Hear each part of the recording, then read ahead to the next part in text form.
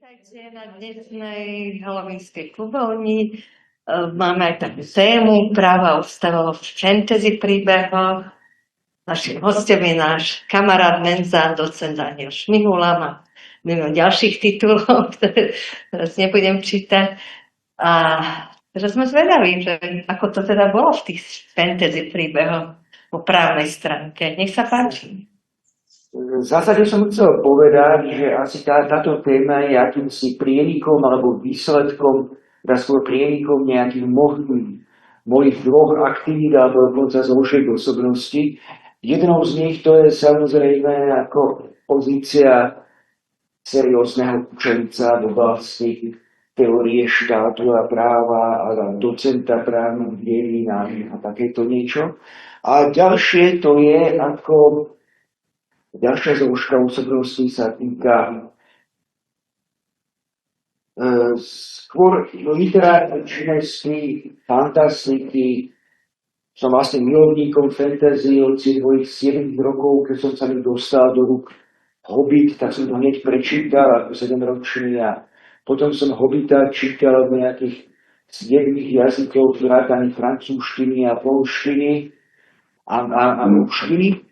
No a tak ale ako som sa zaoberal aj fantastickou literatúrou, tak nejako lepšie, možno aj teoreticky. Som mimochodom autorom aj jedného fantasy románu Glasa Ubrancovi a Richtova, ktorý je taký produkt, také dieťa toho covidu, ako som sedel izolovaný doma, tak som 2 roky písal. Hanka ho to tuší má, tak ho môže ukázať.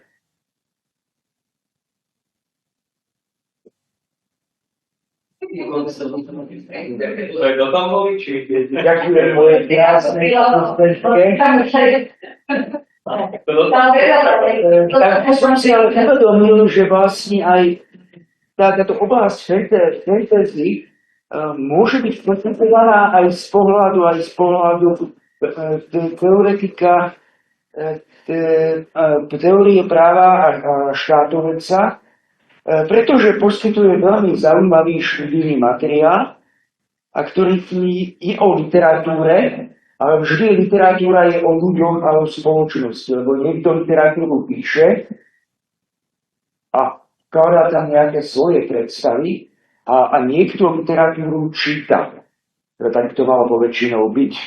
Teda ako to znamená, že ju číta, pretože nejaké jeho predstavy tá literatúra naplňa. No a keďže aj vo fantasy sa tí literárni hrdinovia pohybujú v nejakej spoločnosti, tak to tiež môžeme označiť, že to pre tých ľudí naplňa aj nejakú ich predstavu, ktorá sa týka spoločenského usporiadania.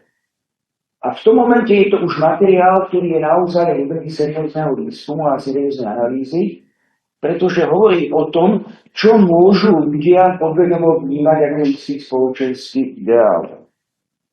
A to už ako o niečom vypovedať. Takže teraz neviem, ako sa budeme presúvať, asi takto. Takže to, že sa štátovedec a politológ pozrie na fantasy príbehy odborným okom, je plne legitímne. Môžeme tvrdiť, že to ide o fiktívne príbehy, áno, je to pravda, tie príbehy sú fiktívne, ale analyzujeme predsa napríklad aj starý zákon, škandinávské ságy, Homerové eposy, a to nie len z pohľadu literárneho, ale aj nejakého pohľadu napríklad môžeme hovoriť, že právna archeológia, alebo práve ten pohľad toho štátovedca, odborníka na teóriu práva. My totiž predpokladáme, že v nejakej forme zobrazujú dobovú realitu, hoci ide o epické diela a fiktívne diela. Ale je to určitá projekcia ideálov ich tvorcov. Ak hovoríme o tých škandinávskych ságach, ale aj toho fantasy. A existuje predsa aj už niekoľko viacmenej uznávaných a študovaných prienikov medzi právnou teóriou, štátovedou a fantastikou. Napríklad utopia. Najznámejšia je utopia. Utopie skúmame z vedeckého pohľadu, z fiktívne diela, ale predpokladajme, že odrážajú nejaké želanie, dobové želanie časti intelektuálov, ako si oni predstavujú spoločnosť.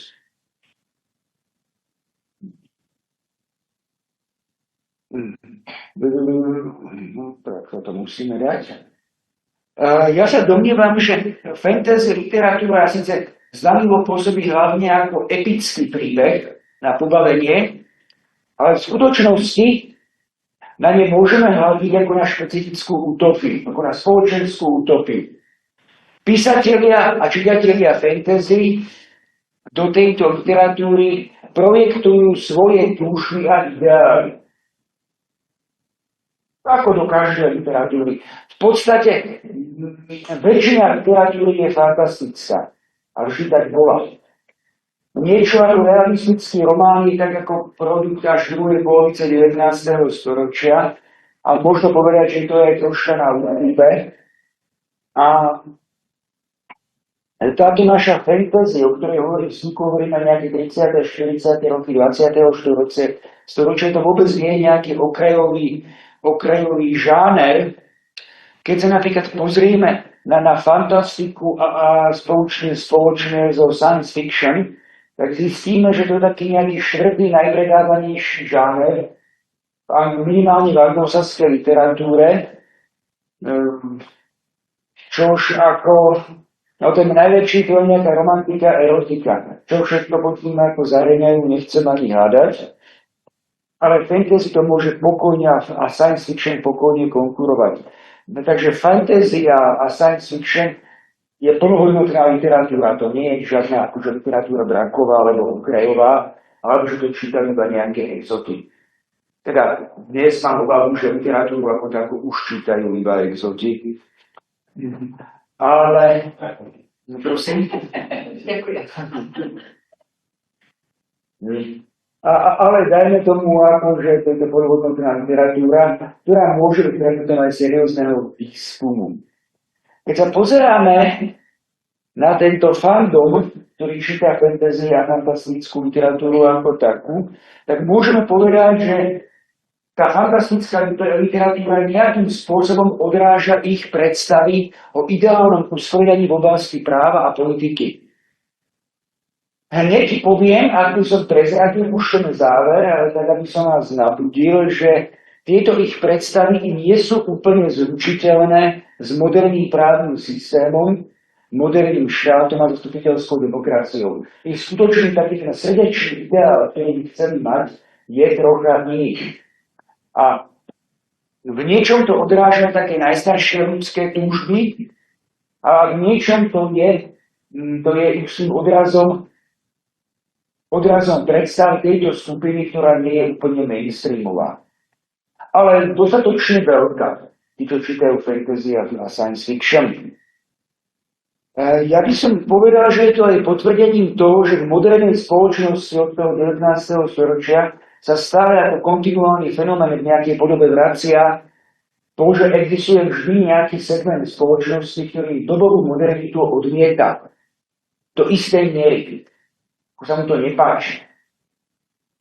V nejakej podobe. Ale to už boli aj romantickí básnici, kde začiatku 19. storočia tí anglickí básnici okolo 1830-40, ktorí ako v čase veľmi dynamickej priemyselnej revolúcie a preniknutia tých železníc, parných lokomotív na tú anglickú krajinu snívali svoje nejaké poézie a písali o nejakých dávnej minulosti z 12. storočí alebo ešte hlbšie aj tie historické romány sa objavili v tom 19. storočí práve možno ako reakcia na tú priemyselnú revolúciu. Ale v zásade možno teda povedať, že vždy existuje nejaká časť spoločnosti, ktorá dobovú modernitu odmieta. Dnes vidíme, že máme také nové kategórie, ako nie sú to antiromantickí básnici, ktorí sa medzi tým stali určitými pozitívnymi hrdinami, hoci v dobovom ponímaní neboli to však všelijaký Karel Hynek Mácha, Janko Král alebo Šándor Peterky, to boli vnímaní ako takí outsideri z tej spoločnosti. Národnými hrdinmi z nich spravila až nasledujúca generácia, najmä ak hrdinsky zahynuli, alebo tak nejako tragicky, čo vždy pomáha také vytvárajú legendy. A ako vravím, na to, aby som bol zrovna romantický básnik, som už proste už žijem príliš dlho, mal som tak okolo 25-ky, ako zomrieť a už môžem byť len tým postarším intelektuálom, ktorý trúsi múdrosti a takým tým moralizujúcim 90-ročným dedom. To je taká bardová postava. Ako mladým umretým romantickým básnikom už nie. Takže my máme tiež také podobné, také alternatívne skupiny, ktoré dajú modernitu, nazývané ich konšpirátori, antivaxeri, alternatívci a podobne, väčšinou dehonestujúce, ale mnohé dehonestujúce názvy sa skôr alebo neskôr stali vlastne úplne všeobecne priateľnými. Takže ale toto odmietanie modernity sa týka moderného právneho systému a myslenia. Toto hovorím zatiaľ taká všeobecná svetová literatúra, skôr anglosaská, Severná Amerika, Západná Európa. Na Slovensku a v Českej republike je situácia troška iná.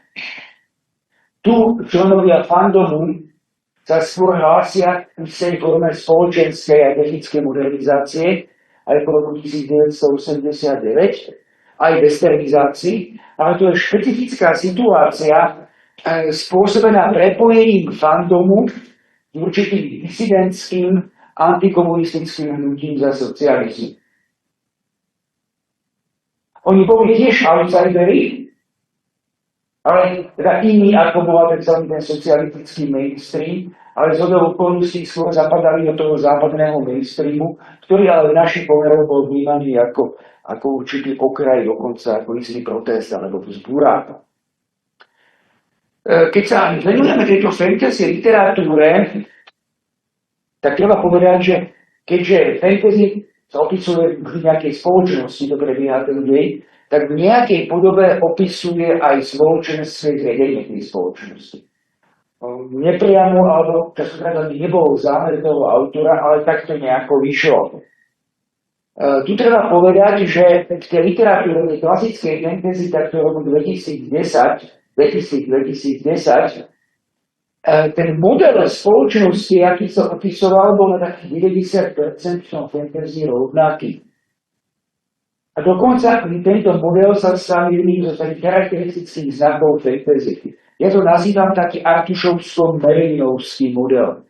Vysvetlím prečo. To neskôr, lebo už vysvetlím to hneď, lebo to svojím spôsobom preberá ten spoločenský model, ako sa vyskytuje v cykle tých eposov, poém a románov, a rytierských románov, ktoré sa točia okolo legendy, okolo kráľa Artuša a jeho okrúhleho stolu. Aký je tam spoločenský model?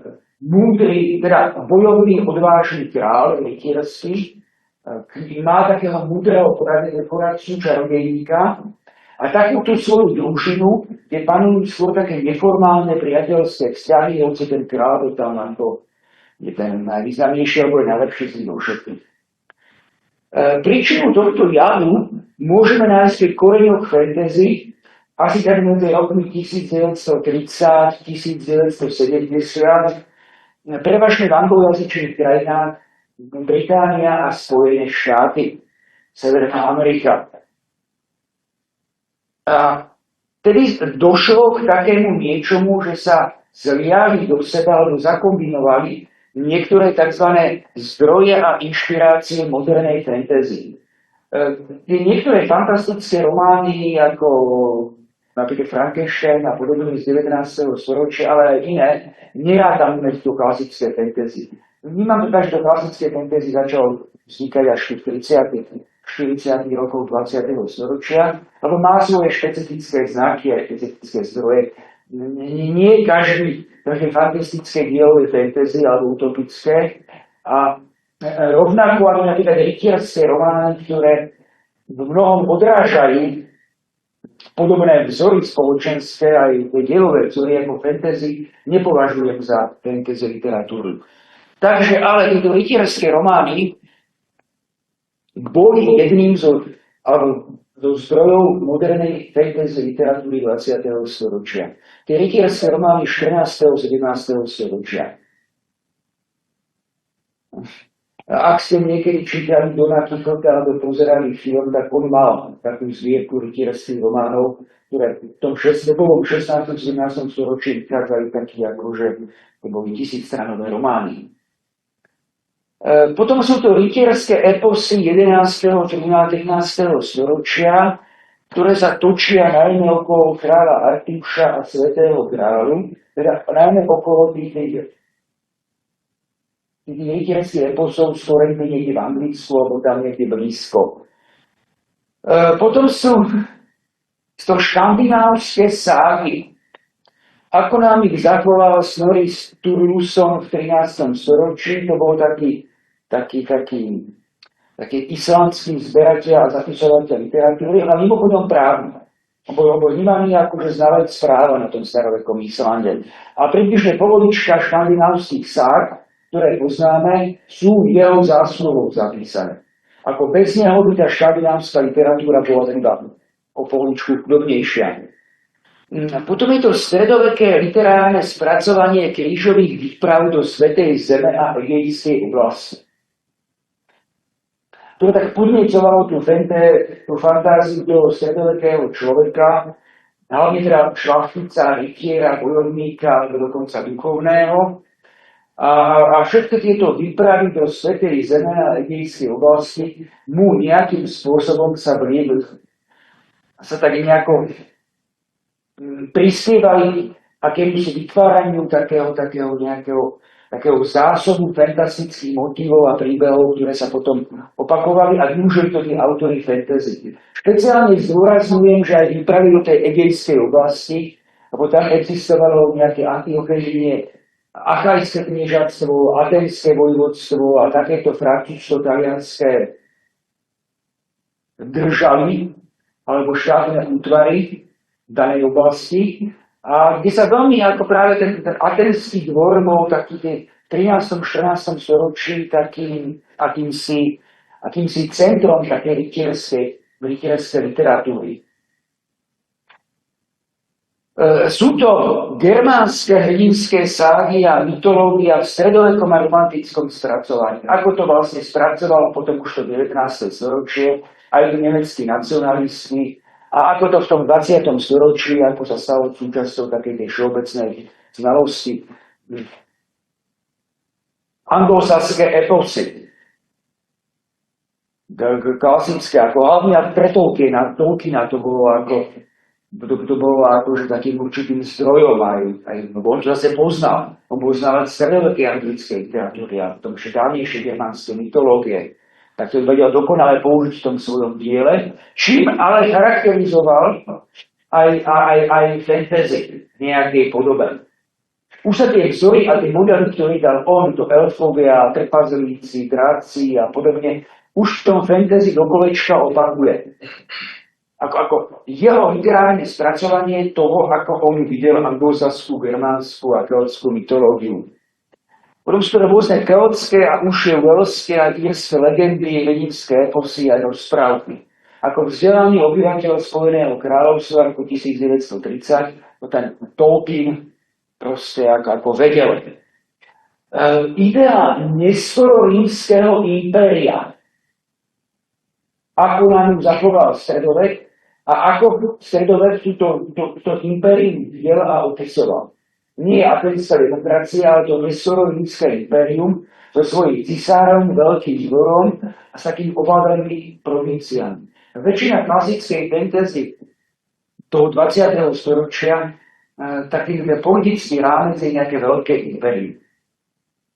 Častokrát. Aj v Tolkienových Pánovi prstňov máme ten Gondor napríklad.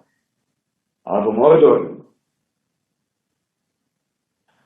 Toto tu na takto vidíme, čo to tam vidíme. Vidíme tam rôzne stredoveké obrázové, alebo to nám poskytuje ilustráciu, ako vyzerali také rytierské romány 16. 17.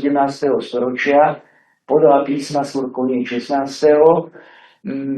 Je tam ilustrácia z nejakého škandinávskeho alebo anglosaského eposu, Napravo to je tiež nejaká taká rytierská romantická romanca, alebo taká kultúra tých trubadúrov a také tej literatúry vrcholného stredoveku, tie rytierské eposy, romantická literatúra. Potom tam je križiacký hrad niekde v Palestíne alebo v sýrskej oblasti. A napravo vidíme takúto tú západorímsku ríšu v polovičke 5. storočia. Máme ten cisársky dvor pravdepodobne v Ravene a už tam vidíme aj také prenikajúce tak nejako 420 podľa mňa asi tak nejak ako tam už také prenikajúce germánske kmene, ktoré vytvárajú také heterogénne zóny v tej rímskej ríši. Ale tento motív, že prenikania barbarov do nejakej veľkej centralizovanej kultúrnej ríše, je tiež častým motívom fantasy príbehov. A toto všetko bolo spracované optikou viktoriánskeho a edvardiánskeho Anglicka niekedy okolo roku 1900. No a tiež takou perspektívou obyvateľov britského impéria, takéhoto mnohonárodnostného, mnohokultúrneho centrum Británii, aj s tou víziou toho bieleho muža ako pána a vládcu nad týmito podriadenými národmi a vyspelého. A potom asi aj tak Spojených štátov, takej prvej tretine 20. storočia, keď väčšina autorov tých klasických prvých fantasy diel prechádzala tým procesom dospievania a formovania. No a tiež tie Spojené štáty, vidíme to aj v tej Lovecraftovej literatúre napríklad, sa tiež vnímali ako spoločnosť, ako nadradená, rasová, aristokratická.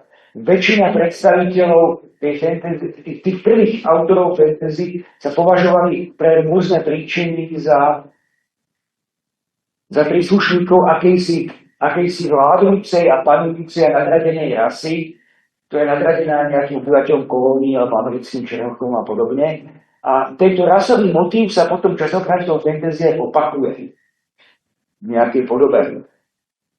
No, tie dodatočné zdroje boli taký nejaký, to bolo také nejako prežité osobnou životnou skúsenosťou týchto autorov prvých románov klasického fantasy, ktoré môžeme spojiť s anglickým romantizmom, so štýlom koloniálneho románu, veľmi populárneho, Kiplingové romány a podobne, akože osamotený bielý hrdina alebo malá skupina bielých hrdinov niekde ďaleko od domova v kolónii, tam proste vzdoruje, zažíva sa dobrodružstva a vzdoruje tam akýmsi tajomným príslušníkom nižší ráz.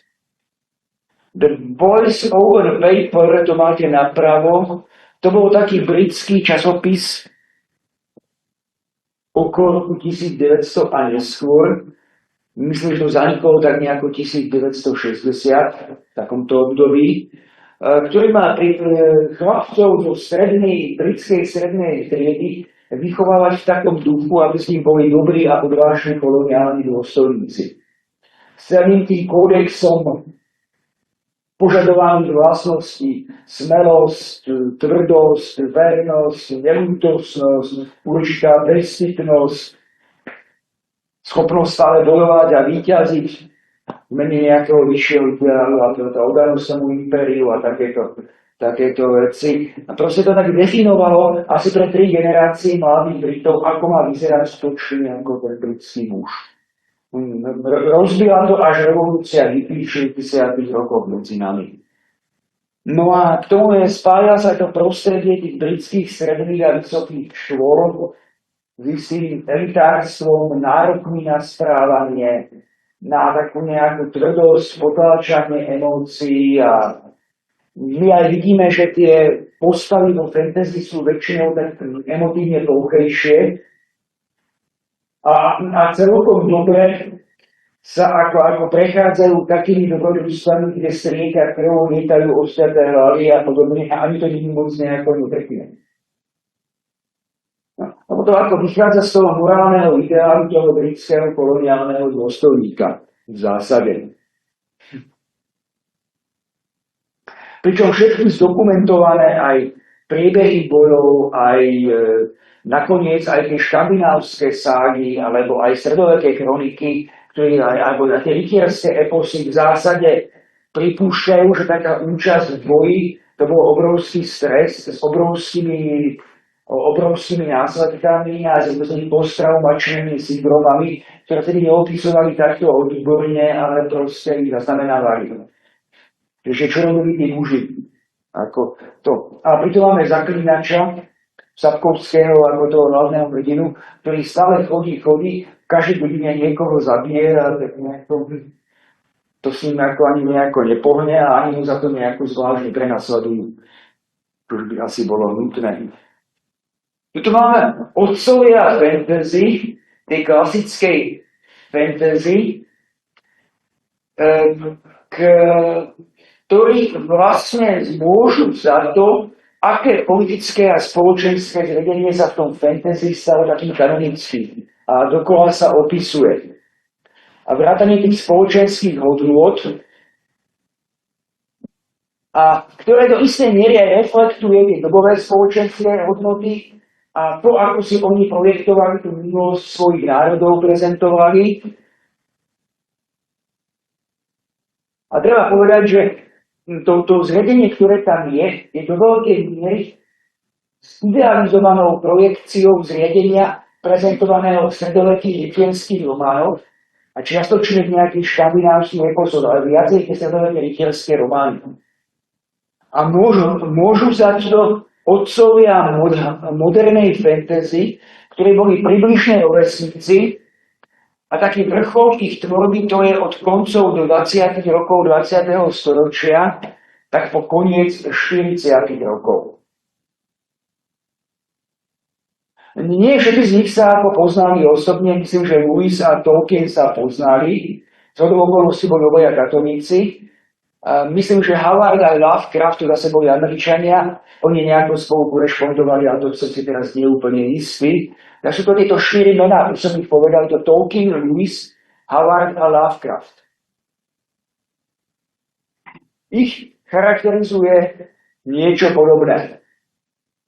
To je orientácia do minulosti, necítili. Oni boli nie úplne sociálne integrovaní v rámci nejakého mainstreamu. Hoci aj Tolkien mohol byť profesor, teda v zásade úspešný človek, mal to svoje, čo vyučovalo z tej väčšinovej spoločnosti.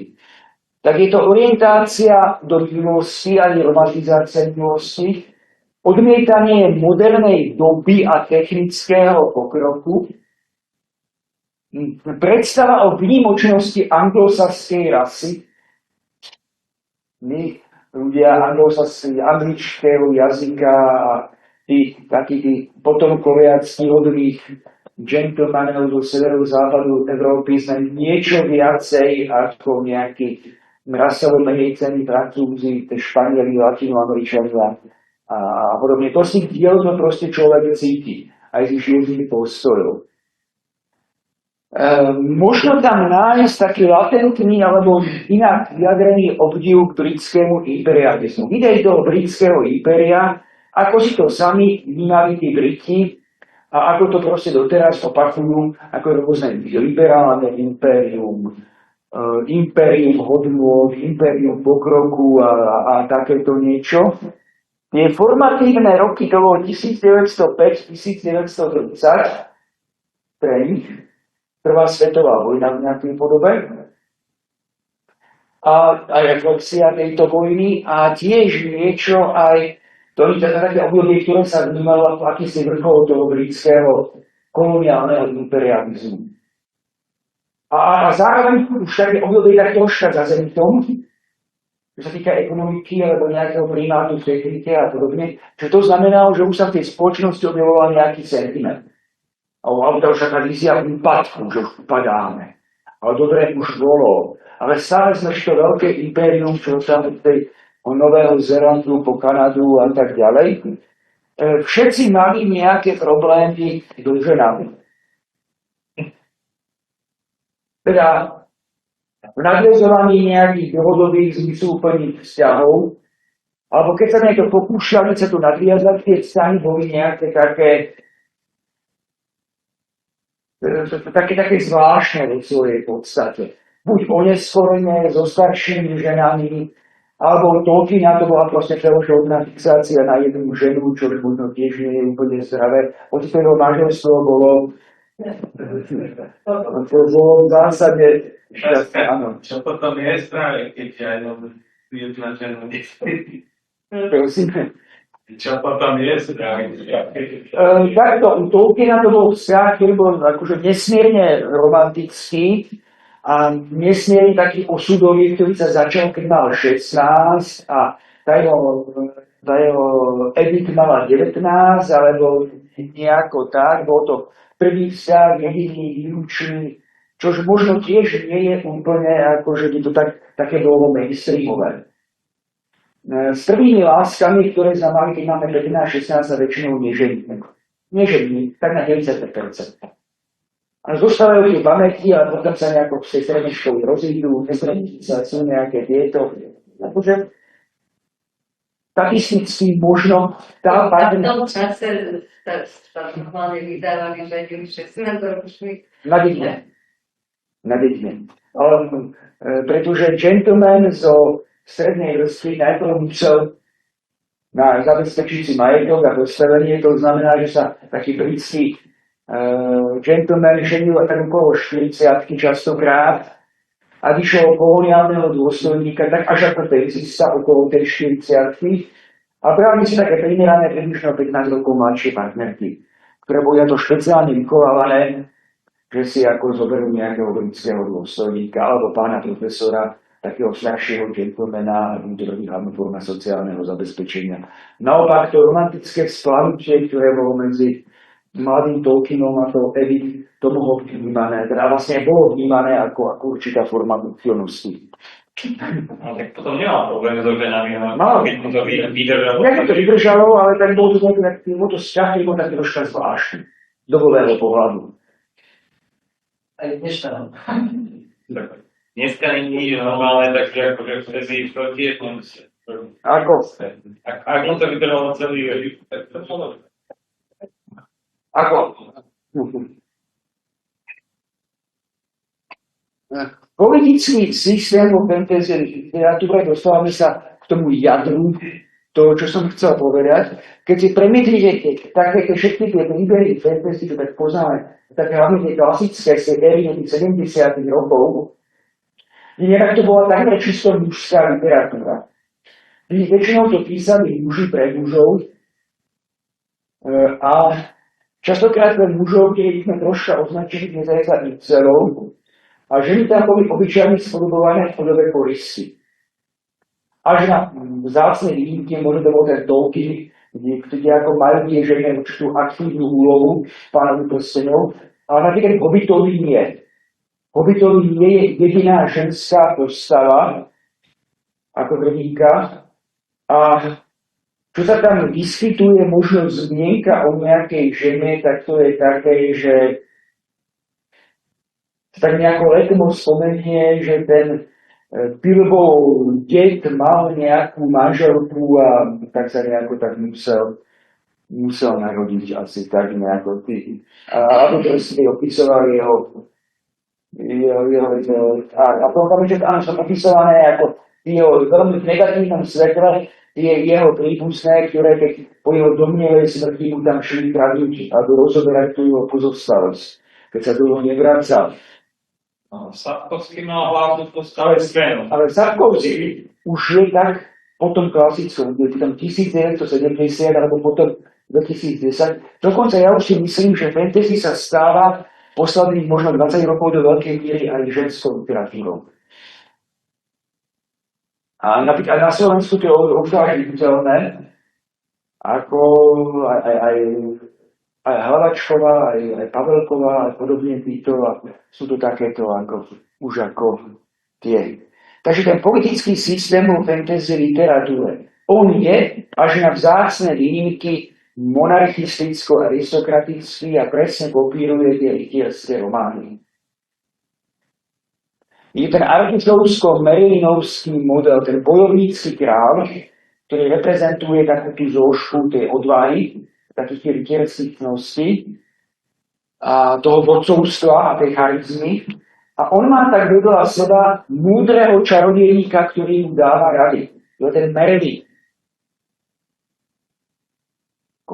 Ten čarodejník je častokrát v nejakej podobe handicapovaný. Už len tým, že je starý.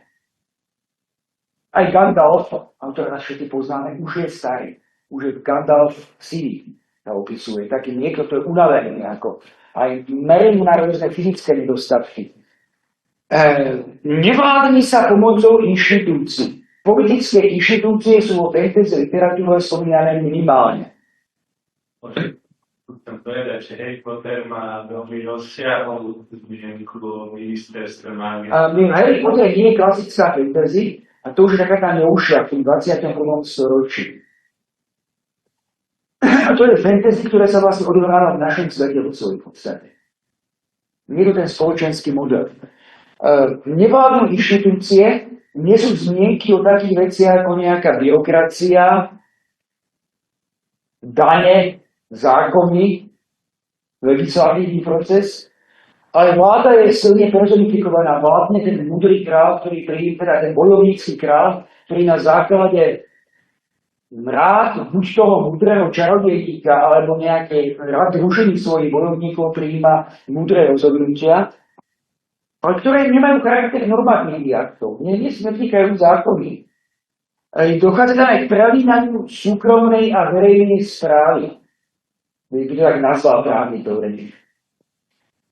Ten král nerozlišuje, či to je jeho súkromný majetok, alebo nejaký majetok kráľovstva, a to sa tak nejako nerozlišuje. Áno, je tam málo zmienok aj o existencii napríklad štátnej byrokracie. Prečo to bol byrokrat? Hlavná cesta. Áno, ale to je akože zriedkavé, už také sú paródia na fantasy. V nejakom momente. Hoci používame príklady z toho Tolkiena, lebo to asi tak všeobecne známe, aj v letopisoch Narnie od Lumisa, aj v Tolkienovom Pánovi prsteňov sa opisujú vlastne veľké ríše, kde sa vládne a ktoré fungujú, ale nič sa nepíše, ako fungujú. Spravujú to nejakí úradníci, vyberajú sa dane, ako sú tam zákony, sú tam nejaké zákonníky, sú tam súdy, akože súdne konania sa vôbec nevyskytujú vo fantasy. A bola veľmi zriedka. Pritom paradoxne na druhej strane, v celom tom systéme týchto napríklad škandinávskych ság, to sú veľmi vzácne právne pamiatky, lebo tam jeden z tých hlavných topojí takých tých tém sú rôzne kriminálne zápletky. Je to o živote psáncov. Sú tam súdy. Prijímajú sa zákony. Ľudia sú účastníkmi súdnych procesov, ale to nebolo v tej fantasy literatúre projektované.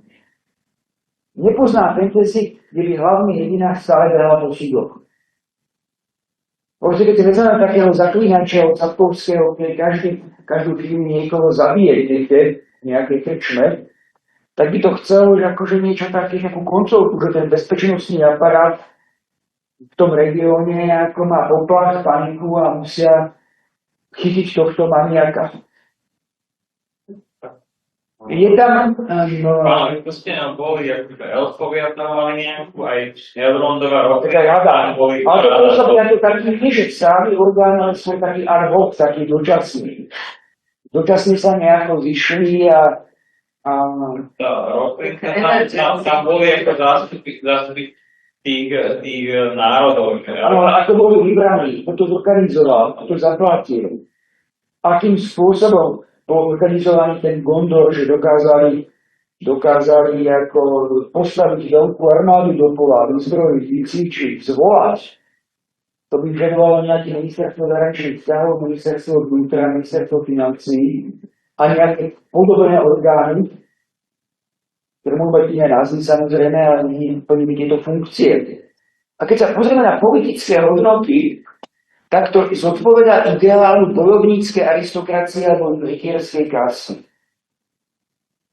Cení sa odvaha, bojové zručnosti, ochota riskovať, taká tá feudálna lojalita, tá vernosť, nie je nejaká systematická práca, alebo niečo také. Proste celý sa ako ochota každú firmu nasadiť život. No čo je dneska? Všade je vo firmách, je lojalita najcenejšia. A áno, taká bežná firma odpadne ľudí, aby si vzal zbraň, aby si ušiel za nimi bojovať. To väčšinou to sa vyžadoval osobitnú kastu ľudí. Vznikom tej masovej vojenskej, čo ušli v 19. storočí, sa to tak nejako posunulo do toho ideálu výbušnosti, ktoré mala byť všeobecne prijatý. A taký The Boys Own Paper na tom tiež pracoval, ale ako som povedal, prišla revolúcia hippies, demilitarizácia západných spoločností, strata tých vojenských zručností, čo je možno aj chyba. Ale tie sa tak nejako čiastočne rozplynulo, alebo sa týkali menšiny ľudí, napríklad profesionálnych vojakov, dôstojníkov a podobne. Takzvaný ten tretí stav, alebo dokonca pre rôznych klasických manuálnych pracovníci sú úplne ignorovaní, respektíve až znevažovaní ako ľudia a opisovaní tak ako také troška smiešné a také heroické figúry, tak nejako celkovo nevycenené. V niektorých, ako týchto románoch, dokonca tí, čo sa venujú manuálnej práci, sú tak opisovaní tak ako tak a čo sa venujú nejakému vynálezstvu, napríklad Tolkien tak opisoval tých škriatkov alebo tých orkov, tak to už sú vyslovene ako negatívne postavy. Technologický pokrok vo fantasy neexistuje alebo je minimálny. Zriadenie sa tak skôr vyšla tému feudálnemu modelu s nejakou rodovou šlachtou a vazalskou závislosťou, občas aj také nejaké kmeňové zriadenie. Ja som sa pokúsil napísať ten fantasy román, ktorý vám Hanka ukazovala, a kde som všetky tieto princípy porušil. Tých mojich obrancov Lichtova sú je zriadenie toho Lichtova demokratické, a hlavní hrdinovia sú takí v celku nebojovní, sú príslušníci takej strednej, normálne pracujúcej vrstvy, ktorí sa boju v podstate vyhýbajú. Ako do boja potom nastupujú až na rozkaz a ako členovia organizovaných vojenských oddielov. Toto máme také klasické postavy, fantasy, také archetypálne postavy. No koho tam vidíme? Naľavo je nejaký kráľ, múdry, rytierský, zákonný, ušľachtilý. V strede je bojovník, v tomto prípade dokonca žena, ale to už hovoríme o preniknutí toho ženského fenoménu do fantasy literatúry, aj autorky, aj hrdinky, ale to až tak v roku 1970. No napravo je mág, múdry mág, starý, dravatý. Nepôsobí ako až tak fyzicky zdatne.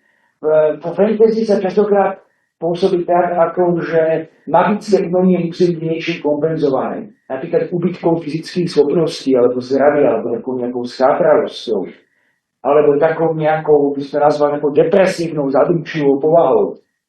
Sociálnou izoláciou. Z opačnej strany to väčšinou išiel študovať alebo robiť magiu, to jednoducho nevedel sa stať bojovníkom. Alebo niektoré tie fantasy príbehy to takto opisujú, že nedušný človek sa stával nejakým mudrcom, učencom, mníchom, mágom. Som len povedal, že to z toho starého platilo pre mužov kúzovníkov, ženy väčšinou boli práve že mladé, krásne, čarodelnice. Vo fantasy príbehu, áno, ale väčšinou v podobe koristi.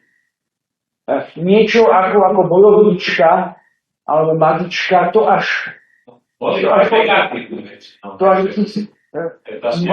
ak aj boli také svoje negatívne postavy, alebo zvodkyne, alebo nebezpečné ženy, a to možno súviselo s tým, že tí prví autori fantasy mali so ženami určité problémy a vnímali ich ako možno isté ohrozenie. Sapkovský mal aj pozitívnu, aj negatívnu. Áno, ale Sapkovský je vlastne 21. storočie. Ako ja hovorím, hlavne o tej, keď sa vytváral ten kánon, ako má vyzerať spoločenské a politické zriadenie vo fantasy, a to bolo tak 1930-1970. Potom sa objavili aj také výnimočné autorky fantasy, ako Ursula Le Guinová, alebo Ursula Le Guin, A tá ako mala už potom aj ženské osoby a mala už aj psychologických hrdinov. Začala viacej opisovať vnútorný svet týchto hrdinov. Politika. Ako vyzerá tá politika v fantasy? V tom klasickom. Ona je redukovaná na akési dynastické a palácové intrigovanie. Ako súboj rodov o to, kto má držať tú korunu, kto má byť kráľom a takéto veci.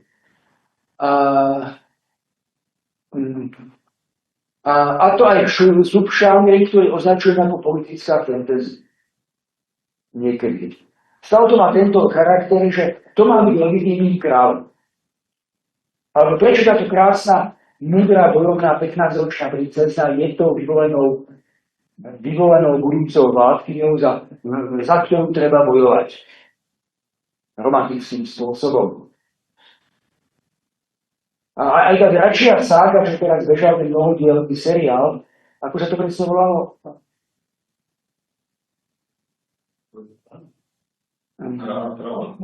Boj o tróny.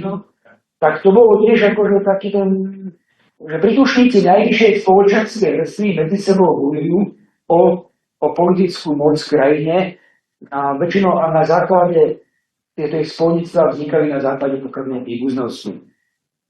Teda hlavnou otázkou je, kto z tej privilegovanej triedy alebo rodiny má byť novým spravodlivým absolutistickým vládcom. A tento boj sa odohráva v rámci elity. Ostatní obyvatelia sú len takí štatisti, ktorí s radosťou privítali to, že nejaký ten legitímny panovník alebo panovníčka sa zrazu stane takým tým kráľom, ktorý všetkých vyslobodí, zmení a podobne. Bude vládnuť absolutisticky, ale teraz múdrou a ušľachtilou. Teda ostatné vrstvy, ale sú štatisti, alebo ktorí len podporia vybraného jednotlivca, ktorý je nejakým spôsobom predurčený. Vlastne požiadavky napríklad na reformu alebo účasť na moci alebo na zlepšenie svojho sociálneho postavenia vlastne nemali. Občas žiadny záujem o spoločenské a politické reformy, občas sa objaví také volanie, že zvýše nám dane. Nevyberajte tak veľa. Prípadný ideál politický bol v minulosti. Boli nejaké staré zákony a múdri vládcovia. V podobe takých malých feudálnych rodinných kniežatského rodinného typu na čele s nejakými ušľachtilými vládcami, alebo naopak takého veľkého teritoriálneho impéria. To je tá spomienka na tú západnú rímsku ríšu, ktorá sa objavovala celý ten stredovek a vždy sa ako ideál, taká ako univerzálna ríša, univerzálna monarchia pretagovala aj do mnohých stredovekých politických koncepcií. Svätej ríše rímskej národa nemeckého. Pokusu Karla V. zjednotiť Európu pod nadvládou Habsburgovcov. Tieto dva ideály protichodné sa vždy objavovali, ako by to malo asi vyzerať. Žiadny záujem o demokraciu, to tam ani až na vzácne výnimky sa vo fantasy literatúre nevyskytuje. Predstavitelia stredných vrstiev sú opisovaní ako mravne nízky báž skazený. Ako ľudia, ktorí sú zbabení, nemajú záujem o boj a dobrodružstvo a len tam si rozvíjajú svoj biznis a zarábajú nejaké ťažké peniaze. Skutočný fantasy hrdina nezarába, nepracuje. Odkiaľ z čoho žije je niekedy nejasné, nejak sa potúhuje. Väčšinou niečo ulúpi alebo nájde poklad. Alebo sa nechá dočasne najať na to, že zabije nejakú dričeru alebo niečo také, alebo sa podujme na nejakú výpravu, kde ho zásobí ten, čo ho na tú výpravu najal. Medzinárodné vzťahy sú v zásade definované ako súboj o územia a tróny. Ak sa tam vyskytujú. No nie je to úplne táto parketa, ktorej som chcel hovoriť, že technológia a ekonomika, ale trocha sa z toho musíme zmeniť, pretože to je tiež vec, ktorá definuje to prostredie. Takže, aké sú predstavy o tom, ako má fungovať technológia a ekonomika vo fantasy? žiadny alebo minimálny technologický pokrok, a to celé 1000 ročia.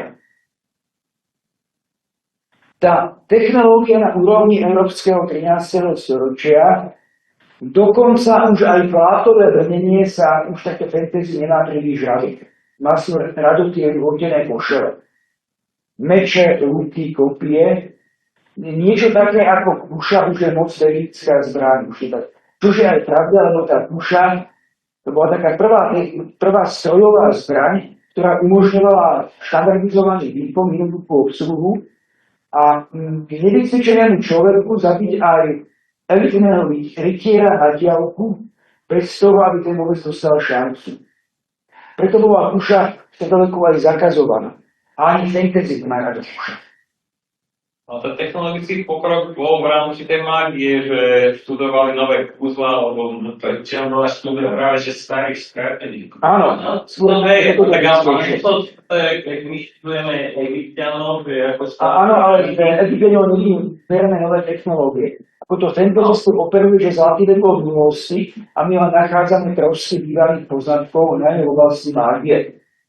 No, ale tá mágia nemusela byť poznaná, respektíve niekedy po... Ako znovu objavené kúzlo je v danej dobe proste novú. A asi tak. Nie je však jasné, tieto spoločnosti fantasy nie sú opisované ako spoločnosti, sú ľudia chudobní.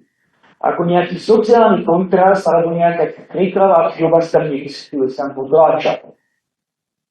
Aj tí, čo sú opisovaní ako relatívne chudobní, no má to svoj dom, záhradu, z niečoho žije a podobne nehľaduje ani prstenci netakto zrejme. Preto nám nie je jasné, odkiaľ sa berú ekonomické statky a všetko bohatstvo. Lebo nikto tak povedal, vo fantasy nepracuje. Ja som to možno povedal, že všetci všetko videl, že tam je strašne veľa zlata, diamantov. No dobre, ak máte zlato a diamanty, z toho sa nenaješ. Ale to chcem presne povedať, že Pestujú si na záhrade. z nepochopiteľných dôvodov to stáva na cenu, pričom keby boli také množstva, ako tam píšu, že plné miestnosti zlata, tak nemôže mať takú hodnotu. No áno, isté, no ako, keby sa ten šmakov poklad, ktorý objavili Hobbit a trpaslíci, ako reálne vrhol na trh tej stredozeme, tak tam musí byť obrovská inflácia, okamžite a pár centov zlata a neviem čo.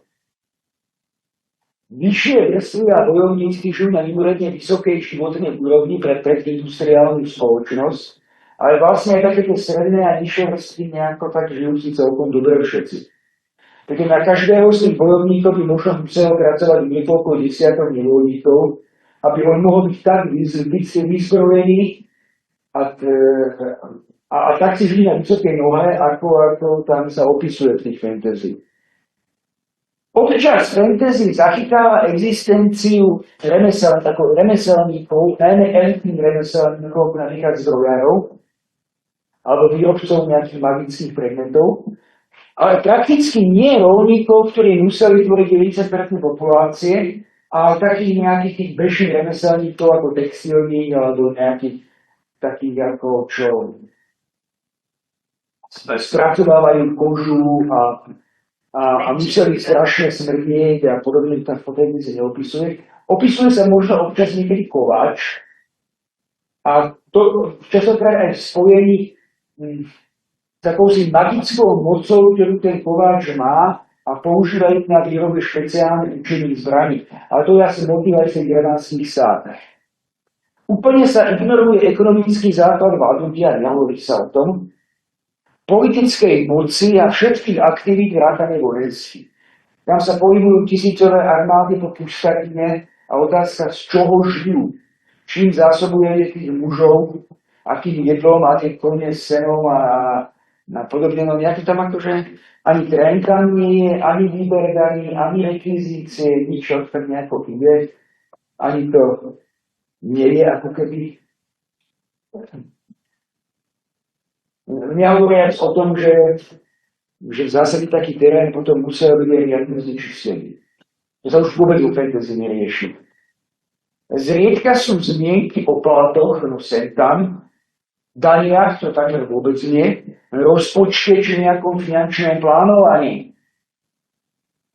Keď Gondor zvolával tisícové armády, tak to muselo pekne stáť. Právo. Veľmi málo zmienok. A to som spočiatku chápal ako znak toho žánru, že tam sa právo rieši. Potom som si išiel prečítal napríklad také škandinávské ságy, viac-menej kompletný, čo išiel ten slovenský a český preklad. A tam práve naopak, tam sa právo rieši veľmi často. Pretože reálne každá spoločnosť organizovaná rieši právo veľmi často. Rôzne zmluvy, zákony, kriminálne delikty. Otvoríte hociaké noviny, tak akože tretina správ tam je o nejakých kriminálnych deliktoch. A to odráža asi určitým tá spoločnosť žije. A rovnako aj tie stredoveké kroniky, alebo stredoveké aj príbehy, nezriedka proste riešia nejaký kriminálny delikt. Prečo sa Leif Erikson stal, alebo Erik Červený sankcom? Prečo ho do toho Grónska vlastne vyhnali a podobne? O právo o fantasy málo zmienok. Politická moc koná nie na základe právnych predpisov alebo nejakých právnych zvyklostí, ale osobné ad hoc rozhodnutia vládcov. To je takový proste, situácia proste, on sa rozhodne, ani nemá tendenciu z toho spraviť napríklad čepárny zákon, univerzálny. Je ale ako málo zmienok o existencii orgánov zabezpečujúcich bezpečnosť a súdov. Niekedy, keď sa spomína, akože fantasy hrdina vstúpi do mesta medzi tých nízkych mešťakov, tak tam sa niekedy spomína, že to mesto si organizovalo, a ten zlý starosta, kupec, si organizovala nejakú ozbrojenú stráž, ale ktorá sa samozrejme tomu super fantasy hrdinovi nemohla rovnať. Ani morálne, ani z hľadiska vojenského výkonu. Je v tej fantasy spoločnosti, ak sa stane nejaká kríza, tak sa rieši v zásade svojpomocou, ktorá je založená na osobnej alebo rodinnej alebo nejakej rodovej pomste. Vy ste mi zabili môjho deduša v baniach Morie a teraz to ja idem sa vám pomstiť. Prípadný súd, ak sa vyskytuje po fantasy, čo je veľmi zriedka, má charakter akoby vrchnostenského súdu, múdreho alebo naopak zlého a nespravodlivého vládcu. Nie nezávislého orgánu, v ktorom zasadajú rodom a postavení rodní ľudia. Hrdinovia putujú krajinou, systematicky používajú násilie a nič sa nedeje. Ja by som mohol povedať, že väčšinou, ak tam niečo je, tak je to dedičné, že sa to, že je to správca, jeho otec bol správca. Áno, ten takýto feudalizmus spojený aj s takými prelínaním tej súkromnej a tej verejnej správy. Od každého profesieho. Ako v stredovetej spoločnosti, moderné to tak nie je. To znamená, že do toho fantasy sa projektuje nejaká tá stredoveká spoločnosť, alebo predstava o tej stredovekej spoločnosti. Bo ja som týmto výčnosťou tak až nebolo. Keď sa bavíme o vojenstve ako nesmierne dôležitej zložke spoločnosti a častokrát kľúčovom aspekte fantasy príbehov, že fantasy príbehy sú väčšinou o boji. Boj a putovanie. To sú také dva sprievodné znaky fantasy. Hrdina bojovník musí niekam doputovať, aby rozhodol vojnu. Napríklad. Tá technologická úroveň nepresahuje 12. 13. storočie, nie strelné zbranie. Fantasy príbeh nemá strelné zbranie až na vzácne výnimky. Dokonca aj tie kuše ako prvá mechanická zbraň alebo obliehacie stroje sú tak vnímané také nejako, že sa to nejako ťažko literárne spracovalo. Prečo? Lebo už od Homerových eposov, ako bitka, v ktorej tí hrdinovia nie sú od seba 2 metre a nemôžu sa rozprávať, ako nie je literárne zaujímavá. Strelná zbraň by zabíjala fantasy, zabíjala by ten príbeh. Zabíjala by ten príbeh, ktorý sa vždy funuje o osobnom ozbrojenom strete hlavných hrdinov. Tolkienovi boli tí elfovia, boli úžišní. A boli účešníci, ale oni boli skôr taký doplnok a ten luk, to je taká tá zbraň. Taká No, tak ten hlavný elf, ten Legolas. Legolas, no, tak ten mal len luk, takže Áno. nemá ľudina. Tam boli aj tie veľké, Tie vracie stroje, ale to bolo už ako skôr také výjimka. A že Tolkien opisoval to tak, že tieto zvrhacie stroje, ako, že to vymýšľajú nejakí zlí ľudia a tí orkovia. Ako normálne hrdinové, aby to nepotrebovali, aby vyliezli na výradní aj tak. A kto tam bojuje, to sú zvyčajne profesionálni bojovníci, nejakí kráľovskí žoldníri. Feudálna hotovosť a družina, urodzení dobrodruhovia, profesionálne skupiny, zriedka nejaká pravidelná armáda s disciplínou, predpismi, subordináciou a podobne. To skáže, čo znamená feudálna hotovosť. Feudálna hotovosť, to sú tí ľudia, ktorí normálne sú chceli žiť na nejakých pozemkoch a keď je treba, tak ich volajú. Alebo sa nazýva aj manský systém, alebo hradný systém. Záložná armáda, záložná armáda. Áno, v podstate ten feudalizmus bol založený na tom, že tá pravidelná armáda nebola stále. To sa považovalo za príliš drahé. Zriedka pravidelná armáda s nejakou hierarchiou a s takými veľkými systémami, ak to funguje na rozkaz, lebo tam by sa ten individuálny hrdina strátil. Tam by to proste bol nejaký chlapík, ktorý pochoduje nie na základe vlastného uváženia, čítam a tak to proste ide, po večeroch popel Aterínu do pečená úrad. To je pravidelná armáda. A má tam nejakého bojovoslovníka, ktorého musí poslúchať.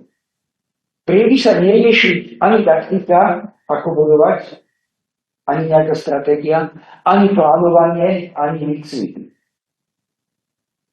Taký bojovník väčšinu času musel strátiť výcvikov.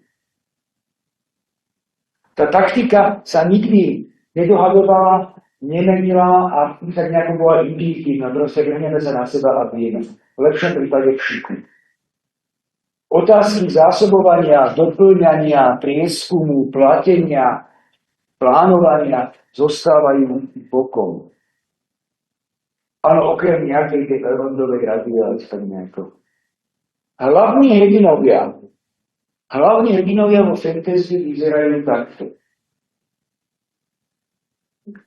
Obyčajní sú sociálne neukotvení, nie sú takí ľudia, ktorí stabilne pracujú, majú nejakú rodinu, niekde stabilne bývajú, no to bol šmáno. Ale že sa zúčastňovali nejakých povinností v rámci rodiny alebo pri komunity klišťu. Sú z vrstvy bojovníkov alebo mágov. Sú obyčajne obdarení výnimočnými vlastnosťami a pochádzajú častokrát z nejakého výnimočného rodu. Pričom tento ich pôvod môže byť aj tajomstvom. A do istého momentu. Dostávajú sa ustavične do individuálnych súbojov, v ktorých systematicky víťazia. Samo o sebe to má dva problémy. Jednak je také, že to normálny človek nerobí, sa väčšinou snaží bitke vyhnúť. Po druhé, keď sa dostáva do bitky, tak tá pravdepodobnosť, že vyhrá, je porazený, tak obyčajne 50-50. To znamená, že taký klasický fantasy hrdina už na tej druhej alebo tretej bitke musel byť porazený. A tí protivníci sú opisovaní ako takí rovnocenní obyčajne, ktorí boli dramaticky zaujímavé. A zrazu 20 krát za sebou ten fantasy hrdina vyhrá. Klasický príklad je Zatrminač. Tí ľudia sa nestarajú o vlastné ekonomické zabezpečenie, ani o nejakú vlastnú budúcnosť, ani o založenie rodiny, ani jasné, z čoho žijú.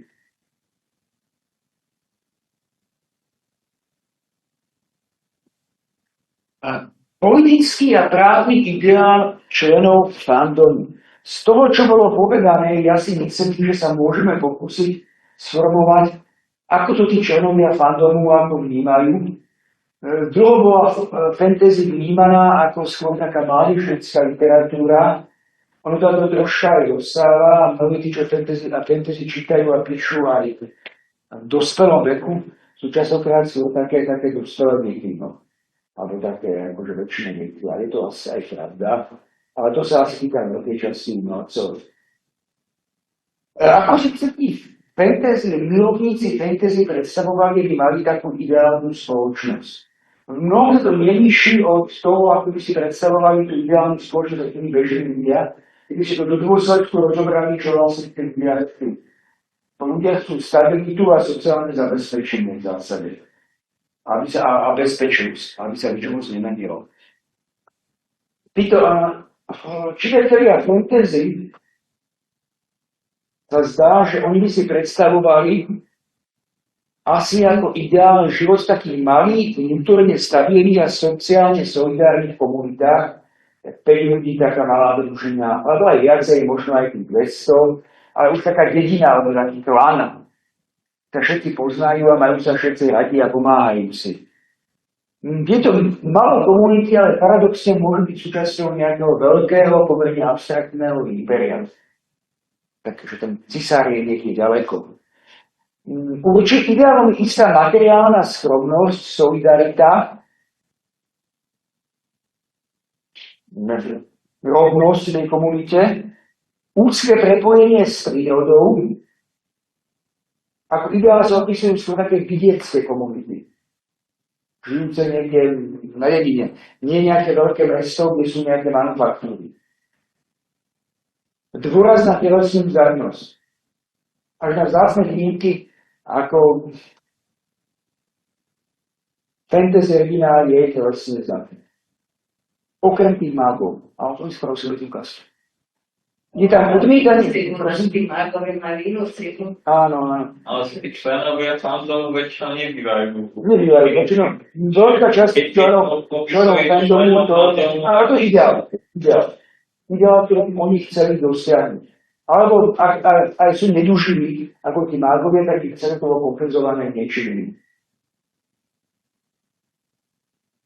Odmietanie industrializmu a peňažno-kapitalistických vzťahov. Nedá sa tam investovať, nie je tam veľkovýroba. Ak sa niečo vyrába taký poctivý dedinský remeselník. Koláč najlepšie, likuje meč. Nedôvera formálnym inštitúciám. Preferovanie organizácie spoločnosti založené na prírodzených autoritách kamarátskych vzťahov. Taká kartička. Taká čudrárska kartička, ktorá chodí na výlety. Väčšinou každý z tých členov je v podstate nie až tak dobre profesne a sociálne etablovaní, ale keď sú spolu, sú hrdinovia a cítia si dobre medzi sebou. Opäť tvrdím, že tak troška čitatelia fantasy, hlavne v minulosti, boli niekto, kto bol tak troška mimo takého hlavného prúdu spoločnosti, viac alebo menej. A v rámci tej užšej komunity ale panuje široká miera sociálnej solidarity a rovnosti a hlásanie akéhosi sociálneho mieru. Ak tam vystupuje ten sluha, tak ten sluha je spokojný tým, že je sluhou. A verne slúži svojmu pánovi odvážnemu bojovníkovi. Potom vidí svoje naplnenie. Sluha je opisovaný častokrát práve podľa vzoru tej klasickej, tej rytierskej literatúry a ako niekto, kto je morálne a mentálne tak troška nižší. Taký protipol toho dokonalého pána. Táto komunita však môže byť aj nadriadená v nejakej spodobe svojmu okolí, ako boli tí rytieri okrúhleho stola kráľa Artúša. Bojovníci, mágovia, rytieri, odmietanie formalizovaného právneho systému, príliš zložitý, príliš profesionalizovaný, príliš potom nespravedlivý. Nereprezentuje skutočnú spravodlivosť, ale len nejakú literu zákona. Je tam preferovanie mimoprávnych normatívnych systémov, založených na prírodzenej spravodlivosti a múdrosti neformálnych autorít, napríklad toho múdreho bojovníckého kráľa, podporovaného tým múdrym čarodejníkom. Úplné odmietanie spoločensko-politických zmien a pokroku. Preferovanie dlhodobej stability a orientácie na zdedené formy spoločenskej organizácie. Málo ktorá fantasy hovorí o potrebe politickej reformy. Niekto tam sa to vyskytuje. Ak je nejaký ideál na tej minulosti, ak sa ho snažíme lepšie prípade obnoviť. Nevymýšľame nič iné. Nejakou zastupiteľskou demokraciou, slobodou slova a podobne. dobré bude, keď bude vládnuť múdry absolutistický vládca, ktorého musíme dostať k moci. Spoločenské zriadenie a technologické úroveň sa tisícročia nemenia vo fantasy románoch. Dobre to ukazuje aj Tolkien v tých svojich dejinách Stredozemia, kde tisíce rokov vlastne presne rovnaká technologická úroveň a spoločenská forma organizácie. Ani neuvažujú o nejakých reformách Vikinovia. Možno by mohli. Aj starí Islandania a Škandinávci uvažovali o tom, že sem tam treba vymieť zákon. Rytieri okrúhleho stola. Naozaj sa to je to ideál a tento opis tohto spoločenstva, ktorý sa potom pretavil aj do tej ideálu čitateľov a písateľov fantasy. Je to spoločenská elita na základe pôvodu a bojovníckych, morálnych a magických vlastností, ktoré majú. Však ten Lancelot a podobne a takýto. Vysoká nadradenosť nad svoje okolie. Ani ho neberú do úvahy tých nejakých sedliakov alebo mešťanov. Alebo dokonca ani radových vojakov. Súčasne vo vnútri je spojená s silnými putami kamarátstva a vzájomnej overenosti. Preto taký ten klán, okrúhly stôl, ten král Arty už ako taká neformálna autorita, alebo najmudrejší, a sú múdra a láskavo vedenia týmto kráľom Artušom. Je to najlepším s prirodzenou autoritou a prípadne aj s nejakou takou magickým posvedením svojej moci. Asi poznáte Monty Python, ako takúto formáciu, a tam mali taký ten jeden dobrý film, taký komediálny, taký o kráľovi Artušovi práve. A tam sa vyskytuje ten moment, že kráľ Artuš sa rozpráva s takým nejakým sedliakom, to je naprostá fikcia, a ten kráľ Artuš dovodíme svoju legitimitu moci na základe toho, že nejaká pani z jazera mu odovzdala meč. A tak sa stal kráľom Británie. A ten sedliak, taký mi nehovoril stredoveký sedliak, ale proste hovorí, že to nie je možné, lebo nepotrebuješ autoritu vtedy po demokraticky zvolí, a to sa nestalo. Tak to tam nie. Proste ako tá autorita tam je po fantasy prirodzená. Legitimita vyplýva z osobných vlastností, teda charizmy, nie správa alebo nejakého demokratického mechanizmu, prípadne môže mať nejaké magické posvetenie. Po politickému a bojovníckému vodcovi je obyčajne po ruke nejaký múdry čarodejník. Tolkien nebol ten Gandalf, ktorý sa zjavoval ako Deus ex machina. Vždy bol treba nejako rozumieť príbeh. Bol to on, kto vtiahol hobita do toho dobrodružstva a radil sa, čo má robiť. Bol to on, ktorý pred bitkou 5 armád na osamelej hore proste prišiel a vyriešil situáciu. A on sa potom aj v Pánu prstňov tak niekoľkokrát zjavoval ako niekto, kto rieši situáciu.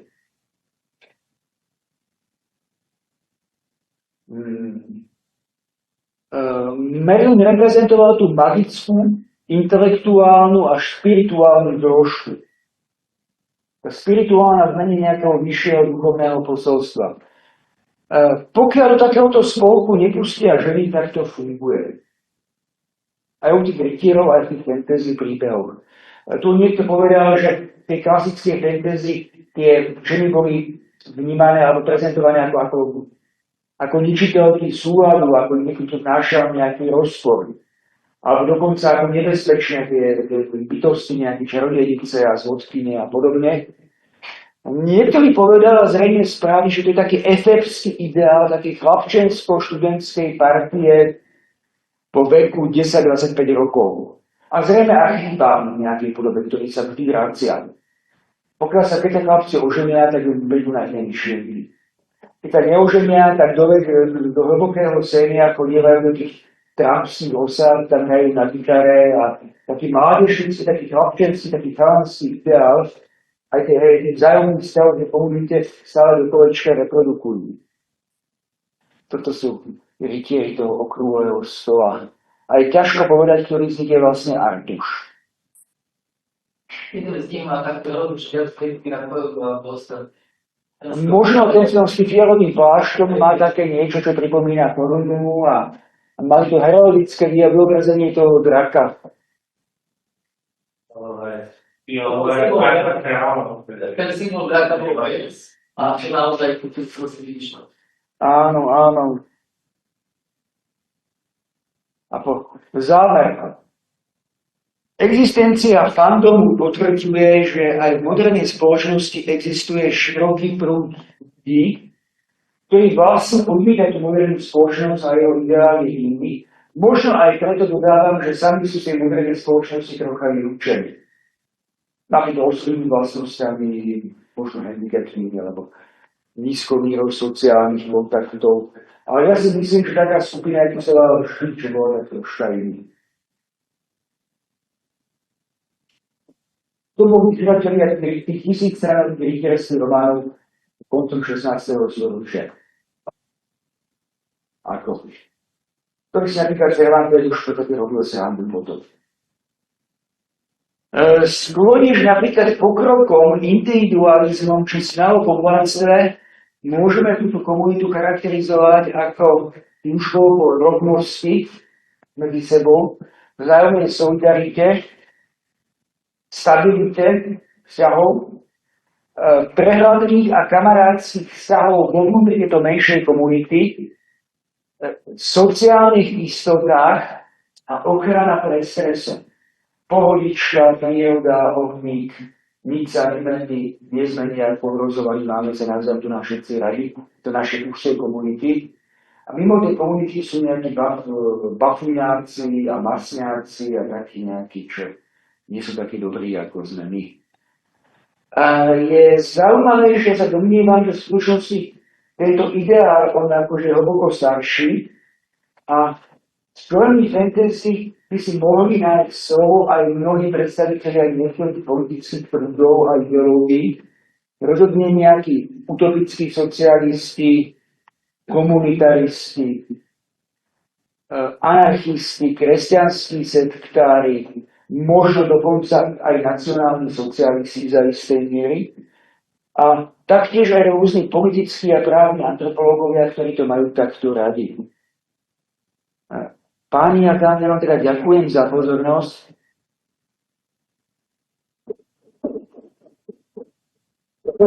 Tento obrázok som hľadal veľmi ťažko, lebo tam je spodobená ako spravodlivosť v nejakej takej podobe, vizuálnej podobe nejakej fantasy hrdinky. Sú nejaké otázky? Zatiaľ sa pýtajte, ja tu nastavím ten krátky kvíz ešte. Mne sa možno tak trochu zdalo, ale že to je také selektívne, že ty vyberieš diela a to sedí, čo sa väčšinou diela manžel, takže sú všelijaké rozprávky, kde bolo napríklad však správnosť a tam zrazu je to iné, je to Je to rozprávka, nie je to fantasy. A takto, ako od tých 70 rokov sa napríklad viacej aj ten kanon toho fantasy začínajú byť ako aj taký viacej psychologizujúce hrdinové, také psychologizujúce opisy tých hrdinov, viacej sa rozoberajú hrdinný život. A vystupujú na ženské hrdinky. Dokonca sa treba vám povedať, že to fantasy do veľkej miery stáva ženskou literatúrou a je to vidieť. Páni, tak pozeráte.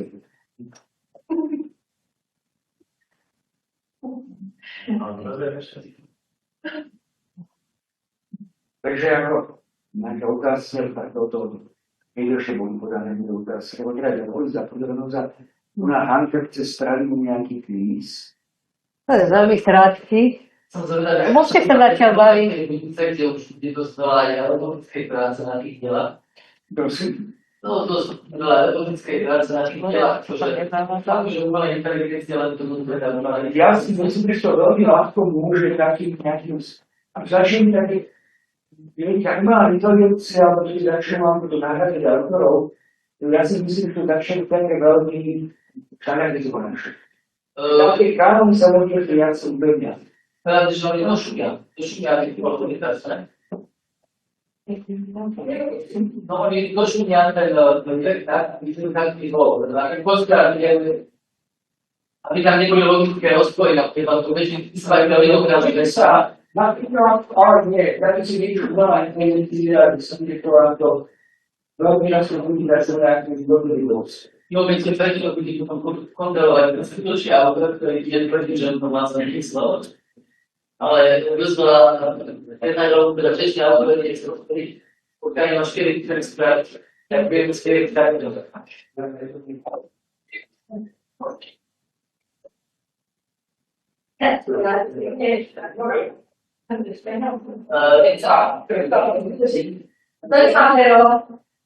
Veľmi často spomínam na také niečo ako po slovenský alebo čísle krátne.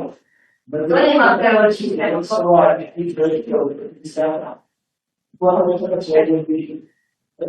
Skôr som myslel na niečo ako je strašne veľa mystery, je to akože samotná hra, ktorá pozbiera 5-6 hodín, by sa dalo opísať malo meláne, ale je tam kostra, ktorú môže niekým z hráčov Greatmaster ale to tým dokáže uvedúť tak, že nič tam bude vyzerať ako skutočne odohraný.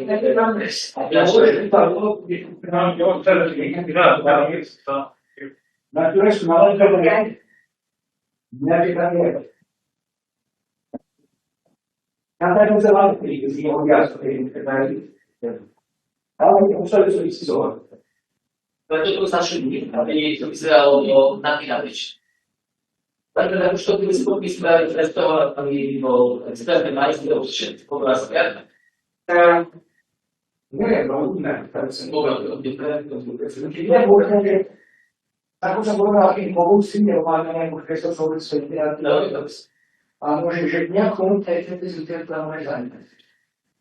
Dá sa povedať, že sa snad na niečo lepšie. Ako vyšľujúci sa musí udali.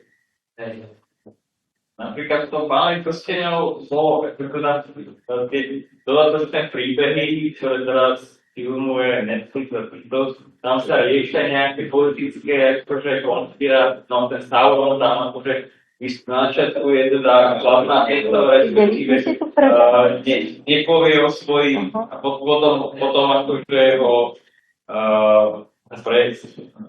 prekladne.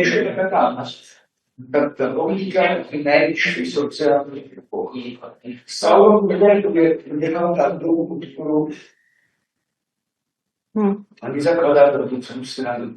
No áno, tak akože sú to elity vlastne, sú to takí tí kvázi anieli, alebo čo, neviem, jak to tak, proste, že však aj ten Tolkien z tých Proste asi na online vidíte tu ten quiz, či nie? To sú nejakí takí, akože poddaní toho, tých hlavných bohov, alebo čo. No, ale potom je zaujímavé, že keď už teda padne, tak už nekomunikujú, že vlastne už je vlastne to Sauronovo oko a už akože už nemajú okrem tých kameňov, vlastne už nekomunikujú s ním, ani on s nimi, že je to také v dnešnej súčasnosti, že už to diplomácie akože nekomunikujeme, ale bojujeme proti sebe. To nás tam stále sa nikým komunikuje. Tak hej, ale myslím ako sa to vidím, že to je kvázi Sauron, že s ním sa teda Veľmi sa bavnejšie, ako vidíte, že vlastne aj terminológia z toho fantasy prenika nedal politickej terminológie. Vidíte tam Harry Pottera? Ja. Potom sa povstali metódy elfovia. Hovorí sa, že možno vás celé Mordor. A tak to je potom už ten quiz, dobre.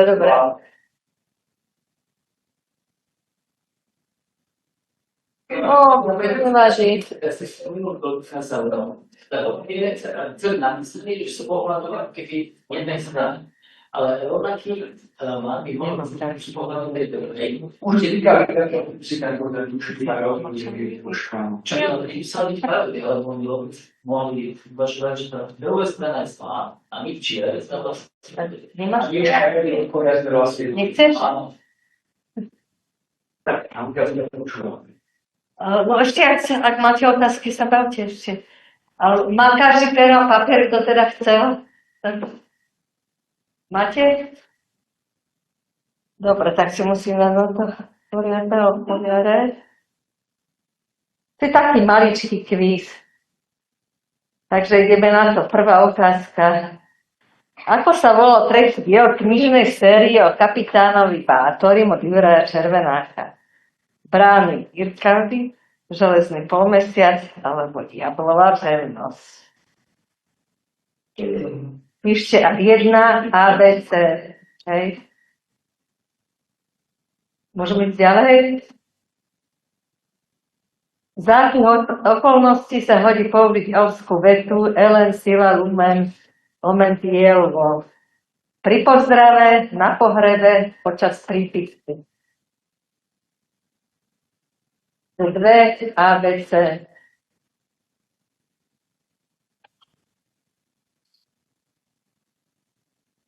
Môžeme ísť ďalej?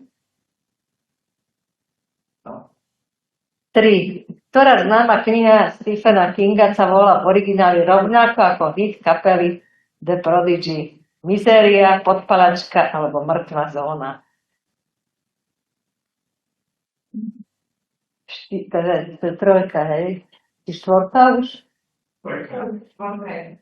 Ty štvorka, nie? Trojka.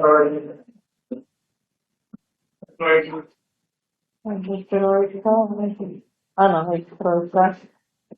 3 ABC. Dobre, ideme ďalej. Štvorka.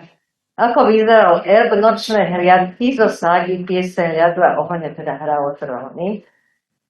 Pozrite, jeden z nich, čiže zasa to je štvorka ABC.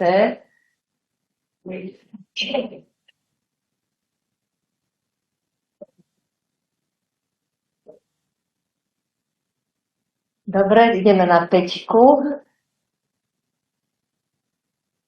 Dvojica Katniss Everdeen a Peter Miller boli víťazní koľkých hier o život? 76., 74. alebo 80 hier o život?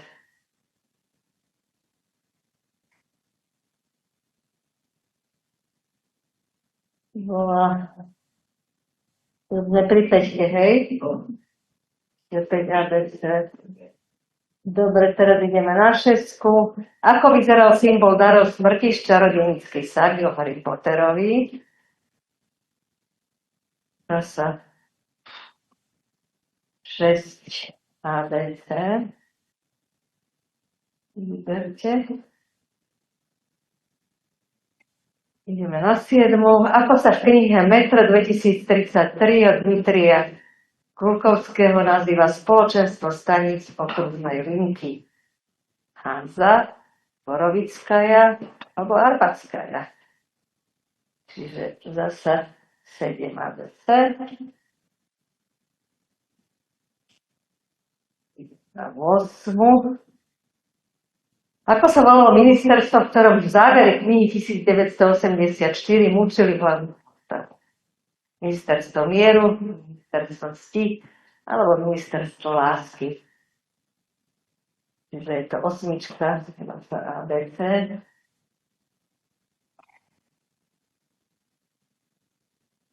Dobre, ideme na 9. O čom v skratke hovorí tretí zákon robotiky, ktorý vo svojom diele uvádza Isaac Asimov? Robot nesmie ublížiť človeku, ani dovoliť, aby si ublížil sám. Robot musí ochraňovať svoju vlastnú existenciu. Matička sem prečítali listy. Alebo po C, robot musí počúvnuť každé nariadenie človeka. Takže to bola sme pri 9 ABC a no ide posledná 10. Posledná 10.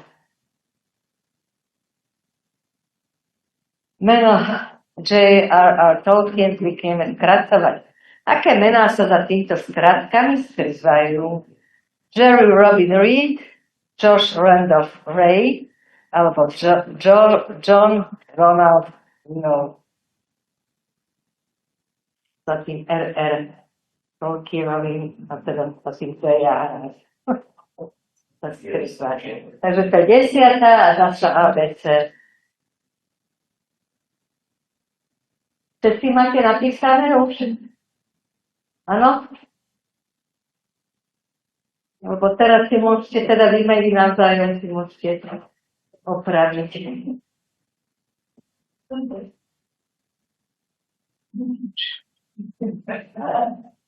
Môžem ísť na správne odpovede? Takže ako sa volal tretí diel knižnej série o kapitánovi Bátorim a bola to Diablova pevnosť. Čiže C, 1C. Dvojka, za akých okolností sa hodí použiť elskú väčšu Ellen Sila Lumen, Omen Fielvo, a je to pri pozdrave, čiže A, 2A. Teraz ideme na trojku. Ktorá známa kniha Stephena Kinga sa volá v origináli rovnako ako His Capital Prodigy a je to Podpalačka, čiže B.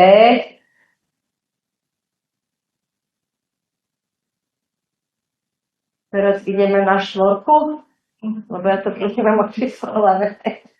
Štvorka, ako vyzeral EU nočné hliadky. Je to Ačko.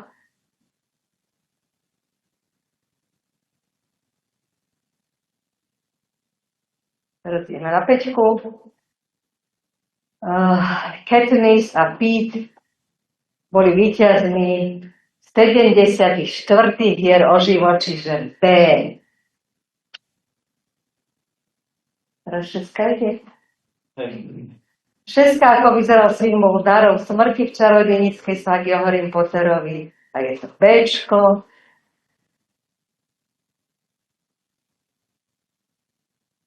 Sedmička. Ako sa v knihe Metro 2033 od Dmitrija Glukovského nazýva spoločenstvo stanic okružnej linky a je to Hanza, aj keď je ďalšie. Dobre, teraz ideme na polkátku, na osmičku. Osmička. Ako sa volalo ministerstvo, v ktorom v závere knihy 1984 mučili hlavnú postavu? Bolo to ministerstvo lásky, či tak sa.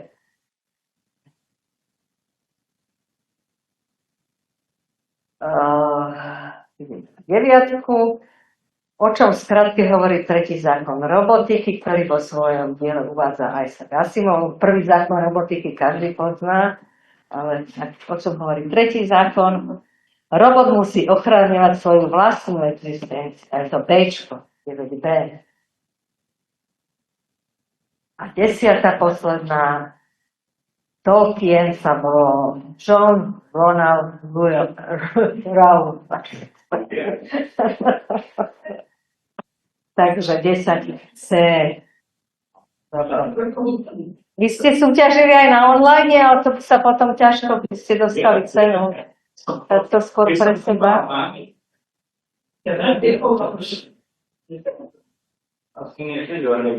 Chcel niekto súťažiť aj z online? Ozvite sa.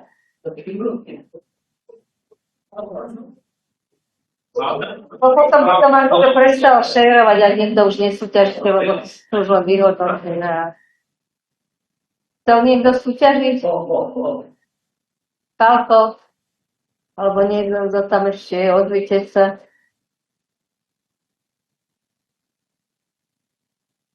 A ostatní nechceli, nikto tam ani nenapísal.